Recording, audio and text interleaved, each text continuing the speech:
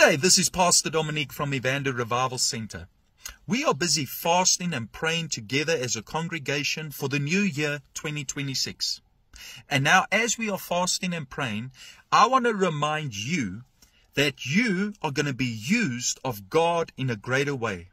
The moment you start seeking God, the moment your heart is turned towards God in fasting and praying, you're going to have a desire to be used of God in a greater way. Now, I just want to tell you, God does not use everybody the same. There is only a select number of people in the kingdom of God that God uses in a special way.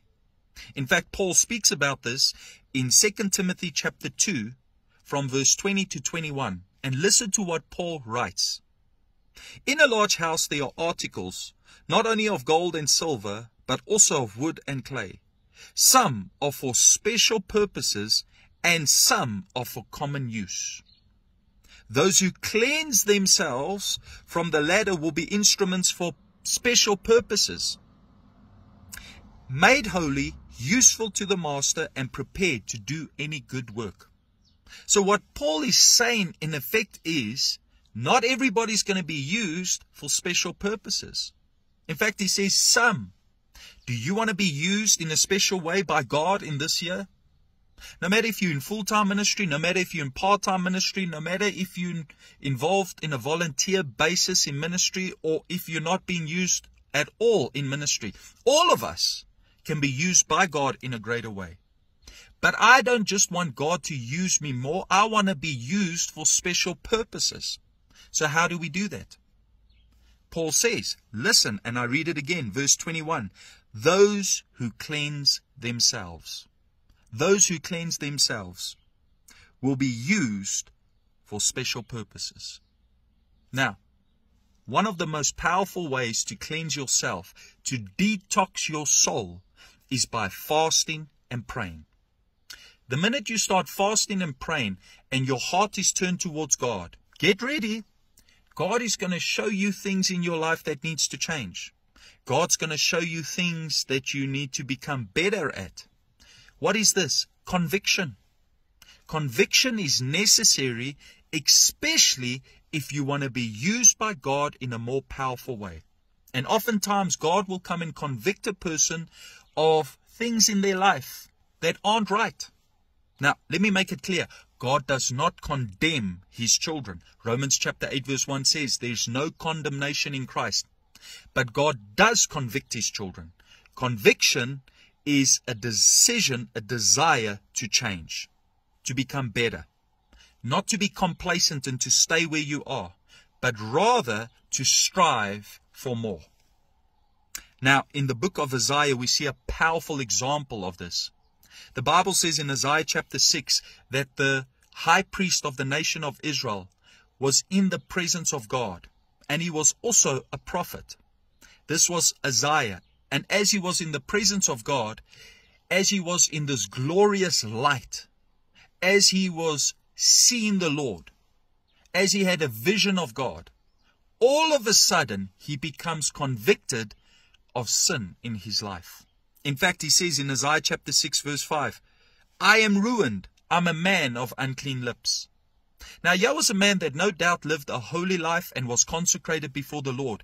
But yet, he has to admit in the presence of God that he is a man of unclean lips. Obviously, he had a problem with the way he spoke and the things he said. And because he admits it, the Bible says that an angel went and took a living coal and touched his lips. And I love what the Bible says in Isaiah chapter 6 verse 7. This was then spoken over the prophet. See, this has touched your lips. Your guilt is taken away and your sin is atoned for.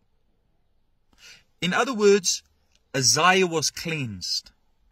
But cleansing cannot come without confession, without an admission that there's a problem. And when this man of God admitted that he had a problem, God cleansed him.